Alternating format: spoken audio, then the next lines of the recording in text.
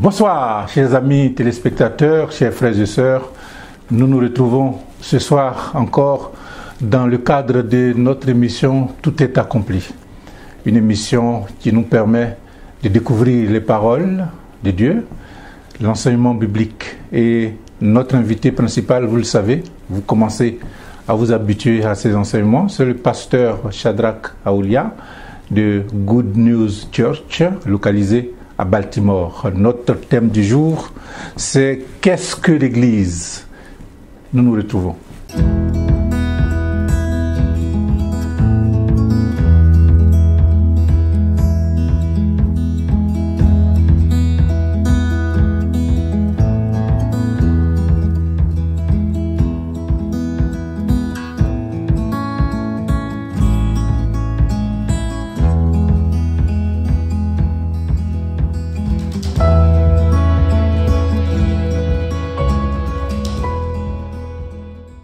Nous savons tous que les maisons où nous allons prier les dimanches, les samedis souvent, mais nous ne savons pas exactement quelle est la signification de ce lieu de culte. Pourquoi est-ce que nous devons nous retrouver tous dans un endroit pour prier? Quel est le sens véritable? C'est écrit dans la Bible. Nous nous donnons l'occasion avec notre orateur, notre invité principal, de nous dire exactement ce que c'est que l'Église. Bonsoir pasteur, bienvenue à notre émission, à cette troisième émission de notre programme. Qu'est-ce que l'Église? Les téléspectateurs et les amis du canal Nabo News vous écoutent. Sois béni, monsieur Nabo, merci pour cette belle introduction. Ce soir encore, chers fidèles auditeurs de LCNN, de canal Nabo News, que le Seigneur vous bénisse. Bienvenue à notre émission Tout est accompli, une émission qui nous permet de rentrer dans la parole de Dieu et de traiter des sujets bibliques afin non seulement de gagner des âmes, mais aussi d'édifier la foi de tous ceux et de toutes celles qui nous écoutent pour marcher fidèlement selon la voie de Dieu dans le nom suprême de Jésus-Christ. Ce soir, nous sommes là encore pour parler d'un sujet important. Car vous savez, tous les sujets de la Bible sont importants. Mais ce soir, un sujet qui nous définit. Et quel est ce sujet? C'est l'Église. L'Église. Qu'est-ce que l'Église? Aujourd'hui, sur les réseaux sociaux, vous voyez beaucoup de définitions de l'Église. Beaucoup de sujets qui parlent de l'Église. Mais en réalité, les gens ne savent pas qu'est-ce que l'Église. Quand je parle des gens, je parle de ceux qui ne sont pas dans la chose de Dieu. Vous voyez, vous ne pouvez pas être en dehors des choses de Dieu et vouloir expliquer les choses de Dieu. Ou vous ne pouvez pas être simplement dans un bâtiment et prétendre expliquer les choses de Dieu. Il faut avoir de la connaissance, il faut avoir un appel, il faut avoir de la connaissance, il faut avoir une vie de méditation profonde pour pouvoir comprendre un certain nombre de choses et comprendre qu'est-ce que l'Église. Aujourd'hui, nous avons beaucoup de mauvais chrétiens à travers le monde entier, partout dans les églises. Tout simplement pourquoi? Parce que nous ne comprenons pas qu'est-ce que l'Église. Et quand vous ne comprenez pas le fonctionnement de quelque chose, vous en faites soit une mauvaise utilisation ou vous en faites soit une mauvaise interprétation. Votre interprétation dépend de la connaissance que vous avez de ce que vous essayez d'interpréter. Plus vous connaissez, mieux sera votre interprétation. Et moins vous connaissez, moins sera votre interprétation. Qu'est-ce que l'Église? Je vais d'abord partir dans un terme simple pour que nous puissions comprendre, afin que nous puissions être éclairés et situés au sujet de l'Église. D'abord, n'est-ce pas, le mot Église vient d'un terme grec, n'est-ce pas, qui veut dire ecclésia. Ecclésia. Ecclésia est un mot grec qui vient du préfixe ek, qui signifie en dehors, et de la racine kaleo, signifiant appelé. Donc, l'Église, n'est-ce pas, universelle en général, veut dire ceux qui sont appelés hors d'eux. Ceux qui sont appelés hors d'eux. Donc, hors des ténèbres. C'est pour ça que Jésus a dit, vous êtes dans ce monde, mais vous n'êtes pas de ce monde. Vous êtes dans ce monde parce que nous vivons en société. Mais vous n'êtes pas de ce monde parce que vous venez d'un autre royaume. Vous appartenez à un autre royaume et ce royaume-là, c'est le royaume céleste. Comprenez très bien, c'est le royaume céleste. Donc, les choses ne se font pas de façon naturelle, mais elles se font de façon spirituelle. Les choses ne se font pas de façon humaine, mais les choses se font de façon spirituelle. Si vous n'avez pas la compréhension spirituelle et que vous essayez d'expliquer rationnellement, alors vous aurez perverti le sens de l'Église. Partant de là, que peut-on dire de l'Église? N'est-ce pas? Qu'est-ce que l'Église? Jésus a dit en Matthieu 16, verset 18. Il dit, je bâtirai mon Église et que les portes de séjour des morts ne prévaudront point contre elle. C'est Jésus qui parle. Il dit, je bâtirai mon Église. Il n'a pas dit, vous bâtirez mon Église. Il n'a pas dit, vous bâtirez une Église. Mais il dit, moi Jésus, moi-même, je bâtirai mon Église et le séjour des morts ne prévaudra point contre elle. Ne prévaudront point contre elle. Ça veut dire quoi? Ça veut dire que l'Église appartient à Jésus. L'Église n'appartient pas à un pasteur. L'Église n'appartient pas à un groupe de personnes ou un groupe d'individus. L'Église appartient à qui? Elle appartient à Jésus. C'est lui qui bâtit son Église. C'est lui qui forme son Église.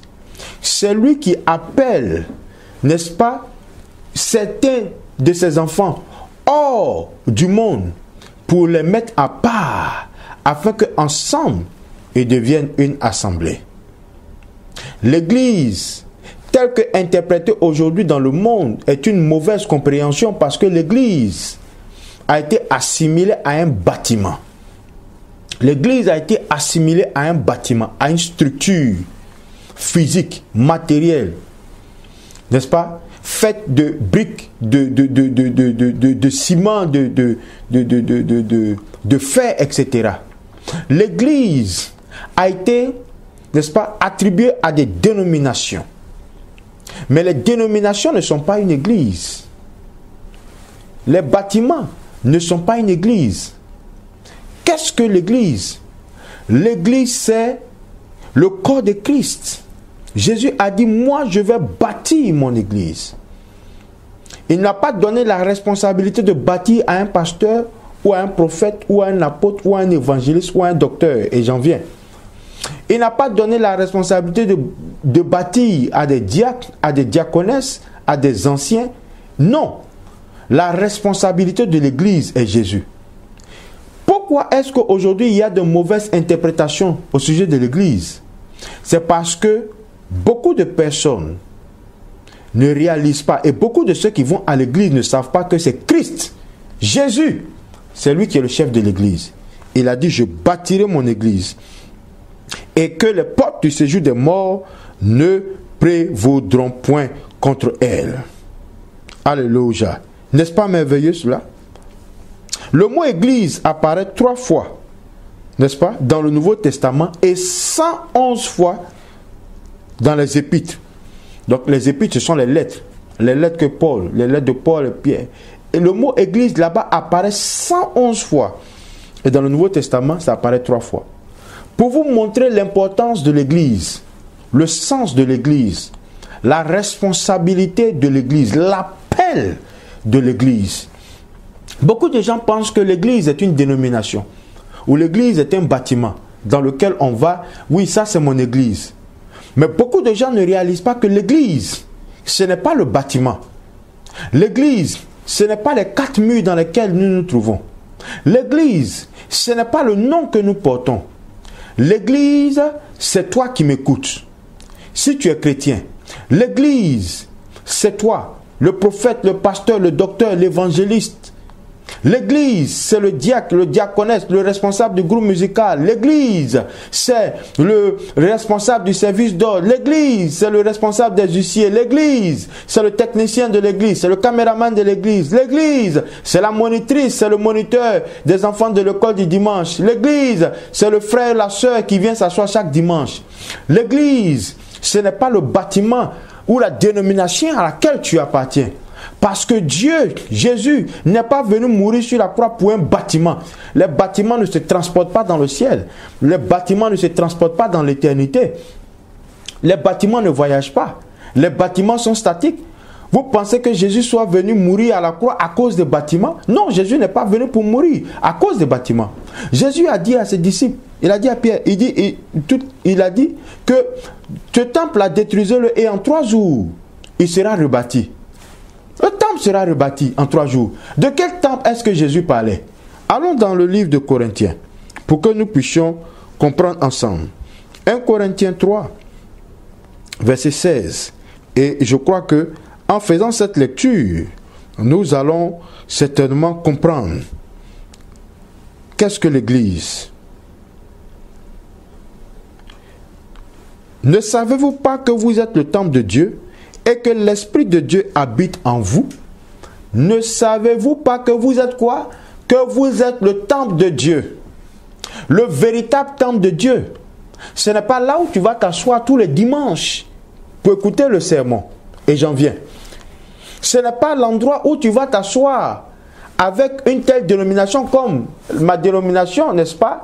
Qui est Good News Salvation Church, qui veut dire l'église de la bonne nouvelle du salut. L'église, c'est toi qui m'écoutes, qui entends cette parole, qui a été sauvé par Jésus-Christ et en qui Dieu a fait reposer son esprit. Il dit, ne savez-vous pas que c'est vous qui êtes le temple? Beaucoup de personnes pensent que c'est le bâtiment dans lequel ils vont se réunir qui est l'église. Mais non! La véritable église, c'est toi et moi. Et c'est cette église-là qui sera sauvée. C'est cette église-là qui va aller dans l'éternité. L'église, ce n'est pas les bâtiments que tu as qui sont là, qui ne peuvent pas se déplacer. L'église, ce n'est pas la batterie qui se trouve à l'intérieur, ou le piano qui se trouve à l'intérieur, ou les chaises qui se trouvent à l'intérieur, qui ne peuvent pas se déplacer. L'église, c'est l'Esprit de Dieu qui se trouve en toi. C'est ton corps qui est l'église. Donc quand tu dis en réalité que je vais à l'église, c'est une expression que tu n'as pas encore bien compris, que tu n'as pas encore bien saisi. En réalité, tu vas retrouver tes frères avec qui vous êtes sauvés, n'est-ce pas? Pour porter à Dieu une adoration dont vous verrez une assemblée. Vous devenez une assemblée. Vous devenez un rassemblement de personnes qui ont été sauvées et qui sont mis en dehors. Qui ne ressemble pas au monde, mais qui ressemble à qui? Qui ressemble à Jésus. Parce que vous êtes devenu le temple de Dieu. Et c'est là que Dieu descend pour adorer. Dieu ne descend pas dans des maisons faites de mains d'hommes. La Bible l'a dit. Dieu n'habite pas dans des maisons faites de mains d'hommes. Donc peu importe le bâtiment que vous construisez, la beauté de ce bâtiment, l'investissement que vous faites dans le bâtiment, ce n'est pas ça l'église. Mais le bâtiment est quand même bienvenu. Pourquoi est-ce qu'il faut avoir un bâtiment? Pourquoi il faut avoir un bâtiment que nous appelons généralement église? Je voudrais appeler le bâtiment que nous appelons église la petit E. Parce que c'est quelque chose de temporaire. Et c'est quelque chose de circonstanciel. L'église grande E n'est pas temporaire, n'est pas circonstancielle. Elle est éternelle, cette église. Mais l'église temporelle, l'église circonstancielle, pourquoi est-ce qu'on construit des bâtiments? On construit des bâtiments parce que l'assemblée de ceux qui ont été appelés hors d'eux doit se retrouver quelque part pour adorer Dieu, pour chanter les louanges de Dieu. On ne peut pas le faire dans la rue. Autrement dit, on serait en contradiction avec la loi. Ça, c'est un. De deux, on ne peut pas le faire dans la rue parce que, à cause des intempéries, la pluie, le soleil, donc on a besoin d'être à l'abri, n'est-ce pas? On a besoin d'être à l'ombre pour qu'on puisse être dans les meilleures dispositions pour adorer Dieu, pour prier Dieu. Ça ne veut pas dire que quand on se retrouve là-bas pour adorer Dieu, que notre responsabilité majeure en tant qu'église, en tant que temple de Dieu, disparaît. ou se confond au bâtiment dans lequel nous allons prier. Non. C'est nous qui sommes l'Église qui donnons la valeur au bâtiment dans lequel nous allons prier. Ce n'est pas le bâtiment dans lequel nous allons prier qui nous donne de la valeur. Aujourd'hui, l'interprétation que beaucoup de gens font de l'Église, c'est que ce sont les bâtiments qui donnent de la valeur aux individus. Non, ce n'est jamais vrai. La Bible n'a jamais mentionné cela. Ce sont les individus qui donnent la valeur au bâtiment. Si le bâtiment existe, c'est à cause de frère X et c'est à cause de frère Y que le bâtiment existe. C'est parce que le frère X et le frère Y doivent se retrouver quelque part pour adorer Dieu. Alors certaines personnes vont dire, dans ce cas-là, je n'ai pas besoin de me retrouver avec quelqu'un, je n'ai pas besoin d'être avec quelqu'un. Je n'ai pas besoin d'être avec quelqu'un. Je peux faire mon culte chez moi à la maison, comme certaines personnes le disent. Oui, parce que l'église, c'est toi, effectivement. L'église, c'est toi. L'église, tu es le corps, le temple du Saint-Esprit. Donc, effectivement, tu pourrais peut-être rester chez toi à la maison et faire ton culte. Mais c'est une mauvaise interprétation. Parce que l'église, c'est l'agencement ou le rassemblement de plusieurs temples qui forment ensemble un seul corps pour que Christ descende au milieu d'eux et manifeste la gloire de Dieu. Donc, tu ne peux pas être chrétien, enfant de Dieu, par exemple, et puis rester à la maison le dimanche. Ce n'est pas possible. Tu ne peux pas être un enfant de Dieu et puis limiter ta vie et ton service à regarder le culte en direct. Ce n'est pas un véritable enfant de Dieu. Si tu avais cette compréhension, tu as une mauvaise compréhension, tu as une compréhension totalement erronée de la parole de Dieu. Parce que Dieu te veut en assemblée. C'est pour ça que Dieu crée les assemblées. C'est pour ça que Dieu crée les assemblées. Parce que l'église, c'est ceux qui sont appelés hors de... Donc tu es appelé du monde. Tu sors du monde. Comment est-ce que tu peux rester seul chez toi à la maison et puis faire ton culte? Non, tu ne peux pas rester toi seul à la maison faire ton culte parce que tu n'auras pas accompli la volonté de Dieu. Si c'était cela, Jésus n'aurait pas eu besoin de créer des assemblées. Mais Dieu maintenant donne à l'église, aux gens, de former des assemblées. Mais tenez-vous bien, une assemblée, n'est-ce pas, qui se réunit sans avoir à sa tête un pasteur, n'est pas une église. Ce n'est pas une église. Pour qu'une église fonctionne, selon les termes que Dieu a fixés, en Éphésiens 4, verset 11, allons-y rapidement et nous allons voir. Éphésiens 4, verset 11. Que nous dit la Bible rapidement à ce sujet? Et il dit, et il a donné, n'est-ce pas, les uns comme apôtres, les autres comme prophètes, les autres comme évangélistes, les autres comme pasteurs et docteurs. Au verset 12. Pour le perfectionnement des saints en vue de l'œuvre du ministère et de l'édification du corps de Christ. Donc quand tu es seul chez toi à la maison, que tu dis que tu fais ton culte, qui te perfectionne? Quel est le don que tu as reçu? Tant que ton groupe n'a pas reçu de don, c'est que tu n'es pas une église. Pour qu'une église fonctionne, il faut qu'il y ait un don. Il faut que le don de Jésus soit manifeste. Quel est le don de Jésus qui est manifeste dans ton église pour qu'elle puisse fonctionner? Ils sont 5. Apôtres, prophètes, évangélistes, docteurs et pasteurs. Tant qu'un de ces éléments, un de ces dons n'est pas dans le lieu où tu es, vous êtes un groupe de prière, mais vous n'êtes pas une église. Parce qu'une église a un don. Le don qui est à l'église est comme l'ange, le messager à la tête de cette église pour le perfectionnement des saints, pour que tu deviennes encore meilleur dans ta foi, meilleur dans ton zèle, meilleur dans ta sanctification, meilleur dans ta louange, meilleur dans ton adoration, meilleur dans le service de Dieu. Alléluia. Et il dit, et de l'édification du corps de Christ, jusqu'à ce que nous soyons tous parvenus à l'unité de la foi. À l'unité. Comment on parvient à l'unité de la foi? En étant ensemble et en étant enseignés. Donc si toi tu es à la maison et que tu dis que tu fais ton culte par exemple, tu vois que tu es en erreur. Tu vois que tu es en erreur. Tu es totalement sorti du cadre de Dieu. C'est vrai que tu es le temple de Dieu. Mais Dieu dit que ce temple que tu es là doit se réunir quelque part avec d'autres personnes. Et qu'ensemble, ce groupe de personnes-là, avec à leur tête un pasteur, ou un prophète, ou un docteur, ou un évangéliste, n'est-ce pas? Ou un apôtre, devienne une assemblée, cette assemblée-là, naturellement, va porter une dénomination. Est-ce que quelqu'un me comprend?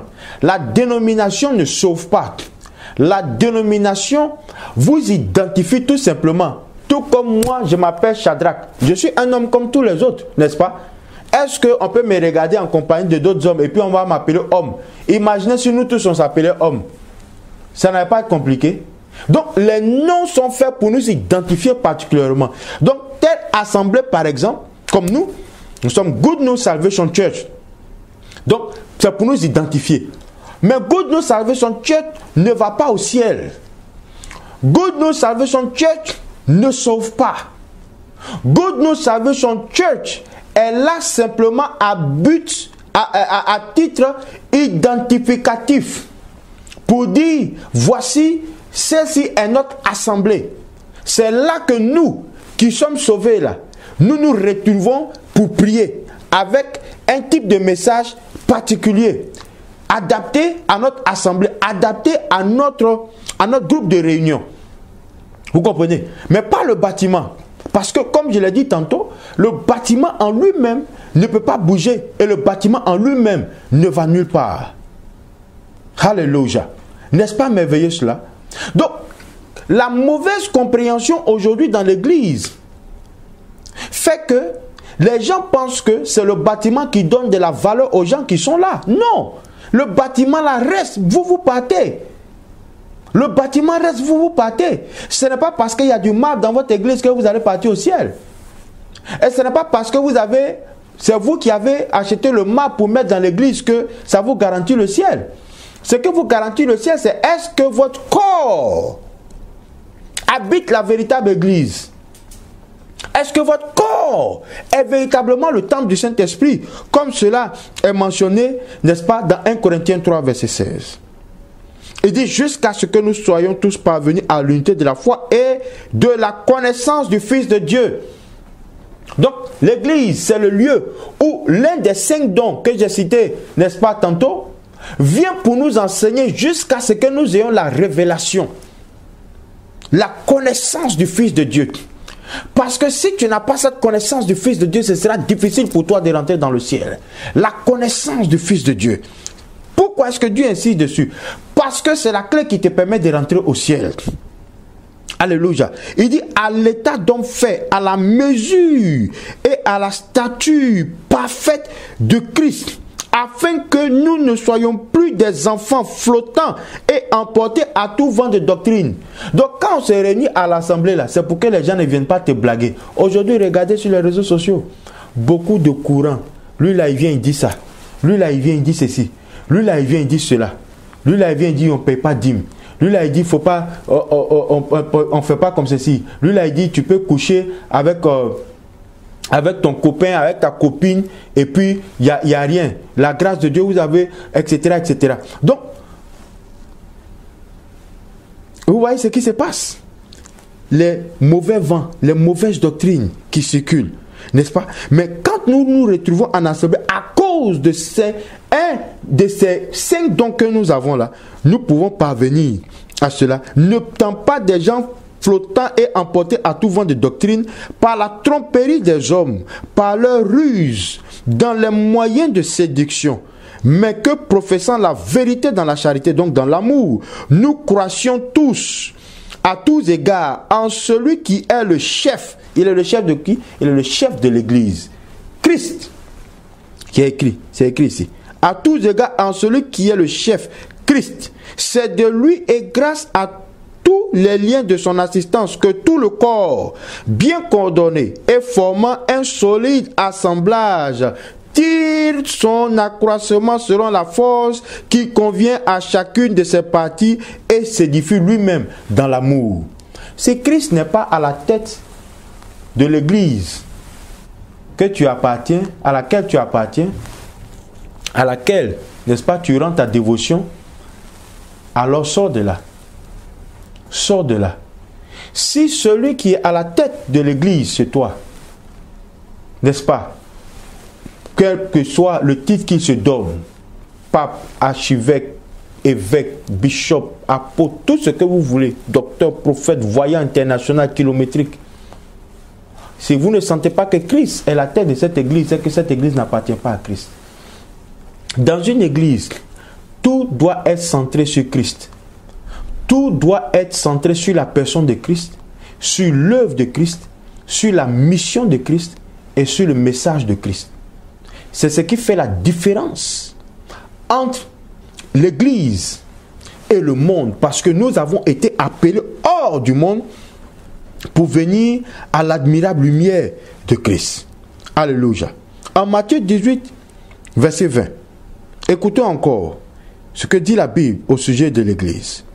Matthieu 18, verset 20. La Bible donne une description très claire au niveau de l'église. Elle dit, là où 2 ou 3 sont assemblés en mon nom, je suis au milieu d'eux. Donc l'église, c'est qui? C'est 2 personnes. Beaucoup de personnes aujourd'hui jugent les églises par rapport à leur nombre ou par rapport à leur taille. Nous, notre église là est grande. Nous, notre église là, il y a beaucoup de membres. On est 5 000 membres. On est 10 000 membres. On est 25 000 membres. L'église ne se mesure pas par rapport au nombre. Jésus, lui qui est le chef de l'église, celui qui bâtit son église, a donné le quorum. Il dit là où 2 ou 3 en son nom. Écoutez-moi bien, des gens peuvent être 5 000 dans un endroit et puis aucun d'entre eux ne croit en Jésus-Christ. Aucun d'entre eux. Aucun d'entre eux. La Bible dit, il y a beaucoup d'appelés, mais peu d'élus. Il y a beaucoup de gens qui sont appelés. Vous pouvez voir beaucoup de gens qui vont à l'église, mais très peu comprennent le fonctionnement de l'église. C'est pour ça qu'ils critiquent sur les réseaux sociaux. C'est pour ça qu'ils disent, les gens, tout ce que vous entendez qui disent des méchancetés sur l'église et sur les pasteurs, ce sont des gens qui vont à l'église, qui s'asseyent dans des églises, mais qui eux-mêmes n'ont jamais donné leur vie à Jésus-Christ et qui ne savent pas comment est-ce que l'église fonctionne. Ce soir, je veux que tu comprennes et que tu saches faire la différence. Je veux que tu saches faire la part des choses. Je veux que tu saches où te positionner. Je veux que tu saches que l'église, c'est là où il y a 2 personnes. Ne va pas parce que dans une église, tu es parti, tu as trouvé qu'il y a 2-3 personnes qui disent non, Dieu n'est pas ici. La présence de Dieu n'est pas proportionnelle au nombre de personnes qui se trouvent là. La présence de Dieu se manifeste par rapport à la qualité. Dieu n'est pas forcément poussé vers la quantité, mais vers la qualité. Ce n'est pas la quantité qui importe à Dieu. Vous pouvez des dizaines de milliers. Jésus, quand il est venu, n'a pas pris 10 000 apôtres, il a pris seulement 12. Et avec les 12, il a transformé le monde. Avec les 12, il a impacté le monde entier. Le nombre n'est pas forcément important, mais la qualité a de l'importance. Vous pouvez manger beaucoup de fausses nourritures qui vont vous rendre malade, et vous mangez de la bonne nourriture, de la nourriture de qualité qui va vous permettre d'être en bonne santé. Généralement, la nourriture qui va vous permettre d'être en bonne santé est plus chère que la nourriture qui va vous rendre malade. La nourriture qui rend malade attire beaucoup de gens. La nourriture qui va te permettre d'être en bonne santé n'attire pas beaucoup de gens. Mais c'est elle qui va te permettre de pouvoir vivre longtemps. Jésus-Christ te donne un message ce soir pour que tu comprennes quelle est l'église. Quelle est la véritable église? L'église, c'est toi, c'est moi. L'église, c'est Matthieu 18, verset 20. Là où 2 ou 3 personnes sont assemblées en mon nom, je suis présent au milieu d'eux. Le tout n'est pas de venir s'asseoir. Le tout, c'est d'être dans un même esprit, dans une même vision de piété, de foi, de sainteté, de vérité, de sanctification et de vie éternelle. Ce soir, que le Seigneur te bénisse et qu'il manifeste sa grâce dans ta vie. Qu'il te donne de comprendre ce que c'est que l'Église et de vivre la vie de l'Église selon sa parole, non pas selon le monde. Qu'il te donne d'être actif pour lui. Ce que tu fais à l'Église, ce n'est pas pour les hommes. Ce n'est pas pour l'appréciation des hommes, parce que quelle que soit l'appréciation des hommes, cela ne te sera pas en bénédiction. Mais si Dieu approuve ce que tu fais, si son esprit est en toi, ton corps c'est le temple de Dieu. Ton corps ne t'appartient pas. Ton corps ne peut pas faire ce qu'il a envie de faire. Ton corps appartient à Dieu. C'est là que Dieu réside. Ne pense pas que Dieu réside dans le bâtiment que vous avez construit à coût de millions de dollars, ou bien à coût de millions de francs CFA, ou bien à coût de millions de pounds. Dieu a payé un prix excellent, le prix le plus cher qui puisse exister à la surface de la terre et qui ne peut jamais être égalé, qui est ton corps, pour que Dieu puisse résider à l'intérieur. Que le Seigneur te bénisse et que sa paix soit avec toi. Tu peux nous envoyer des questions, des préoccupations au numéro de téléphone qui sera affiché à la fin de cette émission et certainement aussi à l'email qui sera aussi affiché à la fin de l'écran. Que le Seigneur te bénisse. C'était encore votre serviteur, le pasteur Aoulia de l'église Good News Salvation Church, basée à Baltimore dans l'État de Maryland. Que le Seigneur vous bénisse. Disons merci au pasteur Shadrach Aoulia, notre invité du jour, qui vient de nous dire ce que c'est que l'Église. Nous qui pensions que l'Église c'était le bâtiment, chers frères et sœurs, comprenez à partir d'aujourd'hui, par rapport à l'Écriture, l'Église n'est pas le bâtiment, là où nous allons pour prier tous les dimanches. L'Église, c'est l'ensemble des frères et des sœurs qui y retrouvent. Merci de nous avoir suivis. Bonne soirée chez vous. Donnons-nous rendez-vous la semaine prochaine pour un autre numéro.